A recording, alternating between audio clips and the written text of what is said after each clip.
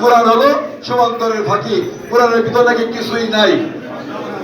অথচ উন্নত বিশ্বে যারা কোরআন নিয়ে চর্চা করছেন, যারা কোরআন নিয়ে গবেষণা করছেন, তারা কিন্তু মুসলমান হয়ে যাচ্ছেন, কারণ কোরআনের বাইরে কিছুই নাই।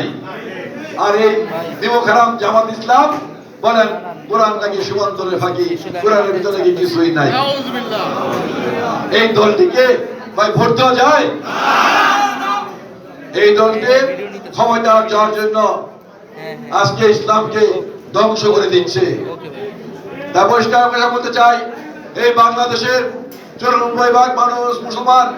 মুসলমান ভাইদের প্রতি আমার আহ্বান থাকবে, মুসলমান বন্ধুদের প্রতি আহ্বান থাকবে, যেই দলটি আজকে আমাদের ইসলামকে ধ্বংস করে দিচ্ছে, যে দলটি আমাদের নবীজির বিরুদ্ধে কথা বলেন, আমাদের নবীজির প্রথম স্ত্রী বিবি খাদিজার বিরুদ্ধে কথা বলেন, যে দলটি আজকে কোরআনের বিরুদ্ধে কথা বলেন, যেই দলটির নেতারা প্রবাসী ভাইদের কিস্তিদের নিয়ে উদার হয়ে যান, সেই দলটি থেকে সাবধান থাকতে হবে। সেই দল থেকে এদেশের মানুষ কখনো ভোট দিতে পারে না, পারে না, পারে না। আজকে তারা বড় বড় কথা বলে, আজকে জনগণের কাছে আসে। আপনি দেখুন তো ভাই, ইসলামী ব্যাংক আছে একটা, আপনি একটি পিউনের চাকরিও বন্ধ জামাত ছাড়া কাউকে দেয় না। তাহলে আপনি ভাই সাধারণ মানুষের কাছে ভোট চান কিভাবে? ভোট চান কোনো অধিকার আছে? আজকে এই দলটি হলো বাংলাদেশে সবচেয়ে নিমখারাম দল, যে দলটি দেশের সাথে গাদ্দারি করেছে, যে দলটি আজকে আমাদের ইসলামের সাথে গাদ্দারি করছে, এই দলটিকে কখনো ভোট দেওয়ার প্রশ্নই ওঠে না। এটা আমাদের বুঝতে হবে। প্রিয় সাথী বন্ধুরা, রাত্র অনেক হয়েছে, আমি বক্তব্য দীর্ঘায়িত করবো না। আমি শুধু বলতে চাই, আমাদের এই মাটারগুলি ভাই বোনদের কাছে, আমি এই মাটির সন্তান, আমি এই মাটিতে বড় হয়েছে, এই মাটিতে দাঁড়িয়ে আমি রাজনীতি করেছি, এই মাটিতে দাঁড়িয়ে আমি এর সাথে আন্দোলন করেছি, এই মাটিতে দাঁড়িয়ে আমি মানুষের অধিকার আদায়ের জন্য আন্দোলন করেছি, এই মাটিতে দাঁড়িয়ে আমি মানুষের ভোটের অধিকারের জন্য আন্দোলন করেছি। আমি মাটির সন্তান, আমি আপনাদের ভাই হিসাবে আগামী নির্বাচনে আমার প্রতি ফুটবল মার্কায় একটি ভোট দিয়ে আমাকে আপনাদের পাশে থাকার, আপনাদের সেবা করার সুযোগ করে দেবেন।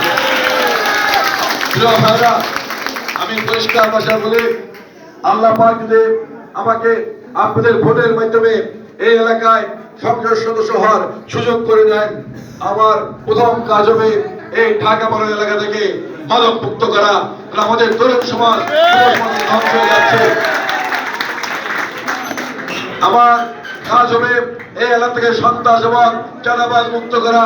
এই এলাকার মানুষ, এই এলাকার ব্যবসায়ীরা আজকে সন্ত্রাসীদের জন্য, আজকে চাঁদাবাজের জন্য আজকে আতঙ্কিত। এই এলাকা থেকে কিশোরকে মুক্ত করবো ইনশাআল্লাহ, আমি আল্লাহ পাক যদি আমাকে এলাকা কবুল করেন। ঢাকা বড়র বিভিন্ন জায়গায় কিন্তু গ্যাসের সমস্যা, শুধু বাটারগড়েই নয়, আপনার হাতিঝিল থানা, তেজগাঁ, শিল্পাঞ্চল, শিল্পনগর, শিল্প এলাকা, সব জায়গাতে একই সমস্যা, গ্যাসের সমস্যা, পানির সমস্যা, পানিতে দুর্গন্ধযুক্ত পানি, অনেকে রাস্তায় বাতি নেই, অন্ধকার, সেখানে বিভিন্ন রকম ক্রাইম হচ্ছে অন্ধকারের জন্য। আমি পরিষ্কার ভাষায় বলতে চাই, আল্লাহ পাক যদি আমাকে কবুল করেন, আমি এগুলো সমাধান করব, এটা আপনাদের কাছে আমি ওয়াদা দিচ্ছি ইনশাআল্লাহ। একটা জিনিস আমার জরুরি করা দরকার, আমি মনে করি সেটা আমি করবো, সেটা হলো আমাদের দেশের কিন্তু সামাজিক বন্ধন ধ্বংস হয়ে গিয়েছে, কোনো সামাজিক বন্ধন নেই। আমি সারা বাংলাদেশের কথা জানি না, আমি ঢাকা বড়তে সামাজিক বন্ধন তৈরি করব, যেখানে বিভিন্ন ধর্মের বর্ণের মানুষ, বিভিন্ন দলের মানুষ, আমরা সবাই মিলেমিশে এখানে বসবাস করব, সবাই মিলেমিশে এখানে শান্তিপূর্ণ পরিবেশে আমরা অবস্থান করব, শান্তিপূর্ণ পরিবেশে আমরা বসবাস করব। সেই ব্যবস্থা ইনশাআল্লাহ আমি করব, একটা সামাজিক বন্ধন আমি তৈরি করব। সাথী বন্ধুরা, আমি আমার বক্তব্য দীর্ঘায়িত করবো না। আবারও এই এলাকার ভাই ও বোনদের কাছে আমি এই মাটির সন্তান হিসাবে, আপনাদের ভাই হিসাবে খেদমত করার সুযোগ করে দিবেন।